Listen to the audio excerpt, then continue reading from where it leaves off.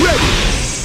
GMA Weather. Serbisyong totoo ng GMA News. Sa ating ulat panahon, patuloy po nakakaapekto ang hanging amihan sa Luzon at Visayas ayon sa Pag-asa. Dahil po dito ay nakataas pa rin ang gale warning ng Pag-asa sa northern seaboards ng Northern Luzon at sa eastern seaboards ng Southern Luzon at ng Visayas.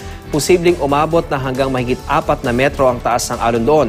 At base po sa datos ng The Weather Company, magiging maaliwalas ang panahon sa malaking bahagi ng Luzon ngayong araw. Pero may posibilidad pa rin ng hanggang katamtamang ulan, lalo na po sa mahilagang bahagi. Sa Visayas naman, magiging hanggang sa bahagyang maulap, ang papawirin, maaari rin magkaroon ng mahihinang ulan sa ilang lugar. Magandang panahon din ang inaasahan sa Mindanao pero posibleng umulan sa may hilagang bahagi. At para po sa iba pang weather update, bisitahin ang www.imready.ph o hanapin ang IMReadyPH sa Facebook at Twitter at pati na rin po sa Instagram. Magplano para sigurado. I am ready, serbisyong totoo ng GMA News.